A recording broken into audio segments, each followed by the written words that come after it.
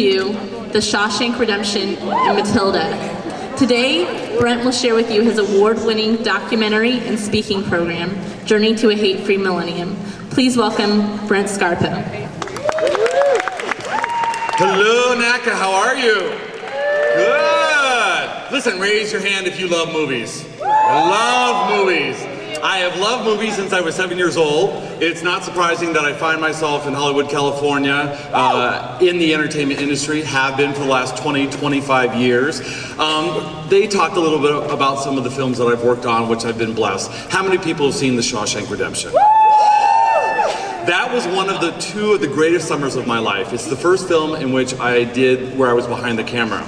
And it's interesting because I look at my work and see where it is I am today, and I get it.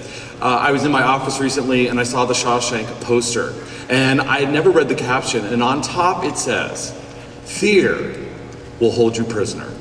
Hope will set you free." I think in the last couple of years or so, we've seen a lot of fear on our college campuses. And the one thing that I'm very confident in is that this program brings a lot of hope. The last film that I worked on before I decided to produce and direct my own film, which I found out a lot of you have seen, the second greatest summer of my life, was a movie called Matilda. How many people have seen Matilda? Yes! I had so much fun with those kids. Let me tell you, my job was to hire all the kids. I hired 600 children, and I have the stretch marks to prove it. It was a wild summer, but you know what? I just looked at that movie again, and you know what? If you look at that film, it's about diversity, right? Matilda was born a little wacky, right? She's got magical powers, and she goes through life trying to find that one person that will love her unconditionally because everybody hates her. And then she finds Miss Honey. A lot of you have that same story. We're just trying to find that one person that will love us unconditionally, and we try to combat all the hate that's there. Well, after Matilda, I decided to produce and direct my own film. And 10 years ago, I had the distinct pleasure of getting the exclusive rights to tell the stories of Matthew Shepard, the gay student that was murdered in Laramie, Wyoming. James Byrd Jr., the black man that was dragged to his death behind a pickup truck in Jasper, Texas. And Rachel Scott, the first student murdered at Columbine High School. We brought those three stories together because they were all victims of hate. And what we do is we come to your campus, we show the educational version of the film, and then we solve together, we come together to figure out how we can combat this thing called hate and create solutions. Because there's a lot of fear on our campuses today. In fact, this film became the impetus for the Matthew Shepard story that I co-produced with Goldie Hawn. And we did the Matthew Shepard story for NBC. Stockard Channing won the Emmy for playing Judy Shepard. And so this has been my life's work for the last 10 years. But enough. This is about show and tell. And so what I like to do, because this is a special year for us, it's the 10-year commemoration of these three tragedies, I've been busy in the editing room. And so I have put together a brand new trailer. You are the first in the world to see it. It is some of the most powerful moments in my film. And with no further ado, I'd like to share with you some of those moments. It's an extended version. It's called Journey to a Hate-Free Millennium, the story of Matthew Shepard, James Byrd Jr., and the students at Columbine High School. Please roll it.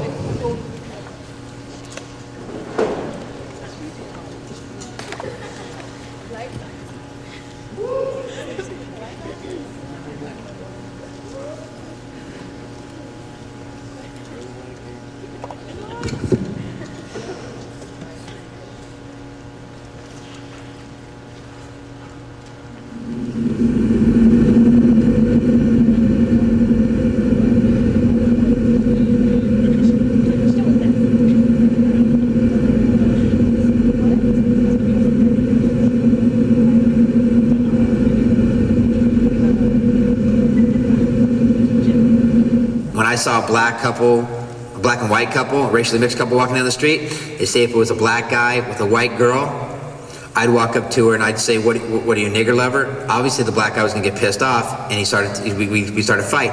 If I saw a white guy walking with a black girl, I'd say, why are you walking your pet around for? Man is in hell, and if you don't change your lifestyle, if you're living like he lived, and you don't change your lifestyle, you're gonna be in hell. How's that anything but an expression of love that you warn somebody?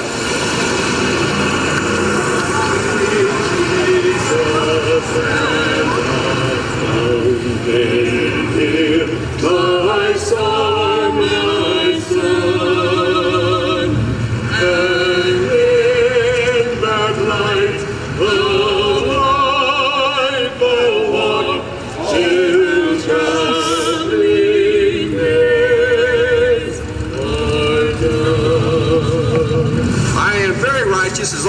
express the hatred of God towards sin. Excuse me? I never pretended to be God. I'm his messenger. One night, we're at a party, we're hanging out. This Latino guy shows up. He says he's white power and all this other stuff, and and these guys said, well, you're not white enough for us, and blah, blah, blah. They started fighting with him, and the fist fight broke out. He got knocked out, and the guy gave him what's called a skinhead smile, or a curbing. They stuck his mouth on the curb, and they kicked him in the back of the head, and they shattered his face. And basically, he got left there. They got a chain. They've been loggers or something to that effect. They tied his ankles with that chain. They hooked it onto the back of the pickup truck. One had to be driving, and the other ones, I guess they jumped in and they started dragging him. First, it was on like a dirt road, which would not have been as painful as it was when he got on the pavement itself. And if a person wants to think about what he must have gone through, just think about falling and scraping your knee on a concrete or pavement. And that gives you just a minute sense of the pain he went through. So they dragged him for at least 2 miles, most of it on the pavement. I want to thank the court for this opportunity to talk about Matt. I feel that I must try to share with you what Matt's life and death have meant to us. It is important that he be revealed to you as a loving, vibrant, kind young man. You need to see him as we do to try and understand our loss. However, I'm not really sure we understand it yet ourselves. Matt would be the very first to say that he was not a perfect child. He made mistakes, but those mistakes hurt no one but himself. Matt experienced many disappointments and many successes. All of these experiences opened his eyes and heart even more to the differences in people. He knew judging people before knowing them was a waste of an opportunity. He never understood why everyone didn't think that way. He felt there could be nothing better on this earth than another friend. It really, really had a huge impact, not just on me, but I'm sure anyone who read that story, it had the most devastating effect. I felt such pangs of anger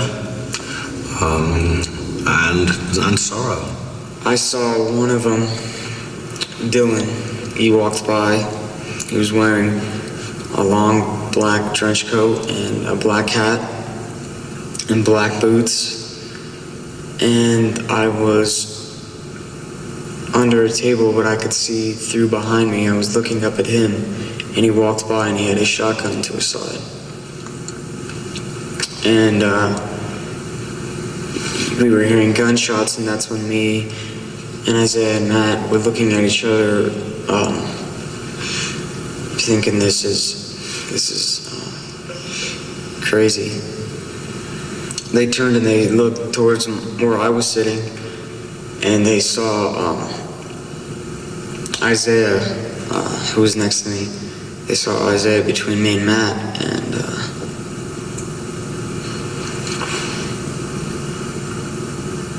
I don't know what to say here. They said some stuff. So they shot Isaiah, and sometime while they were doing that, I kind of laid on the ground. And then they shot Matt, and it was a shotgun. We have 13 or 14 students that have been shot at Columbine High School. All I heard is gunfires from downstairs. I was in my math class. And we heard 2 shots. You want to go back to Jasper, Texas, where the man was chained to a truck and decapitated? They had to commit an act of violence that would get national attention. So my brother was chosen at random because he was a black man. The attack on Matthew Shepard has crystallized our anger, has crystallized our pain, has crystallized our suffering. Does the whole nation believe there's only one side to this debate? And it just hit me why I am so devastated by it. It's because this is what I was trying to stop.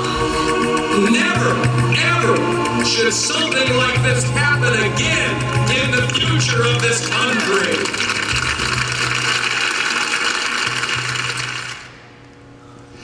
Never, ever should anything like this ever happen in the future of this country.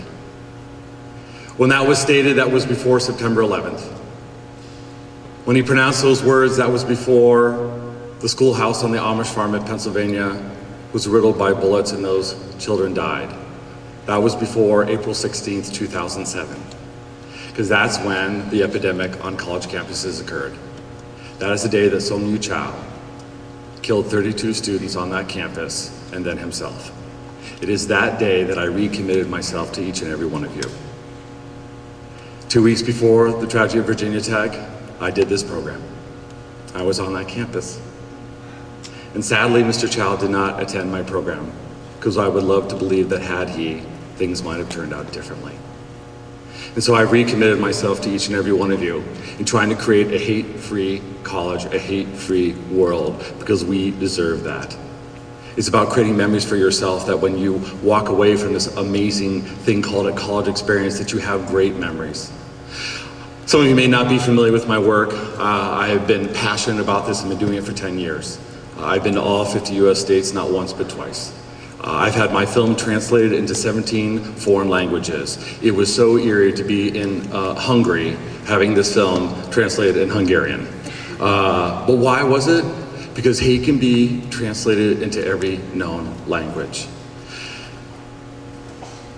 I'm confident in sharing with you that with the amount of time I've spent the last 20 years on diversity, 10 years on college campuses, that I certainly rank in the top 1% of diversity speakers. We've done everything from Erase the Hate Week to Martin Luther King Week to freshman orientations. Literally for 10 years I've been touring, trying to create a hate-free world. If we had time, I would be able to share with you some of the other things that we do, because when we do the program, it's a 75 to 90-minute program with the educational version of my film, which we're re-editing. It'll be brand new for your campuses. We talk to you about the 10 ways to fight hate on your campus. We have been researching like you cannot imagine, especially with what happened at Virginia Tech, how to have the 10 clear-cut and concise ways to have a very diverse campus. We do this wonderful exercise about positive and negative thinking. We bring up a student on stage and we look at a negative thought and a positive thought and how each one affects us. Because as you try to think that, well, if I call somebody a name or hurt somebody, I'm really hurting them, well, I will prove to you on stage scientifically, both mentally and physically, you hurt yourself. It's an amazing exercise. I don't have time to do all those right now, sadly, but I am with Coleman Productions. We are in booth 1203, and I would love to be able to see you and talk to you about this. There is one bit of information I do want to share with you, though, in the remaining moments. I love research. I love trying to figure out the problem. I think creating a film and being able to share this with your campus and creating dialogue and getting a sense of awareness about this issue is what is so needed right now on our college campuses. Because when Virginia Tech happened, all I thought to myself was, oh my gosh, it's happening all over again. And so we need to keep doing this. And so in my research, I discovered, I've worked with some amazing people, we have looked at some of the most violent crimes on campuses, workplace, middle schools, and high schools since the 1930s. And we discovered something very interesting, and it's something I want to leave you with. We discovered that literally 50% of all the major shootings on campuses, whether it be high school, middle schools, colleges, or the workplace, actually happen in the months of March, April, and May. 70% of those happened in April. Columbine, Virginia Tech, Oklahoma City bombing, all in April. So we always try to get our schools to book this around January, February, March, or April, because we know for whatever reason, students are completely stressed during that time. And so be conscious of what's going on your campus around that time, because this is what we've seen happening. And we looked at research in terms of attributing it to the idea that it's finals week, seniors, of which Song Yu Chao is about to go into the world. There's many factors that we address. So when we come to your campus, we not only show the film, we not only dialogue about how we can create a hate-free campus, but we also bring some safety tips to you as well. I'm very happy to be here. This has been my life's work for the last 10 years. I take entertainment and education and create edutainment. The combination of a film and lecture and story.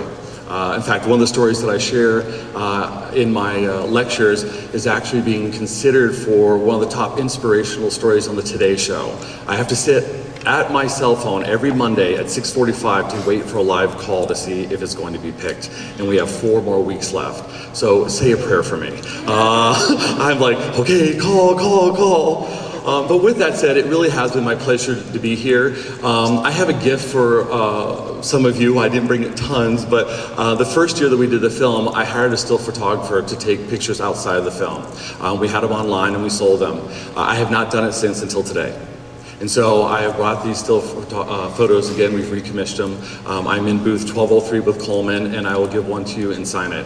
My goal is to create a hate-free campus for you so that when you graduate 10, 15, 20 years from now and you think about this experience, you can say college, NACA. Those are some great memories. I'm Brent Scarpo. Thank you so much.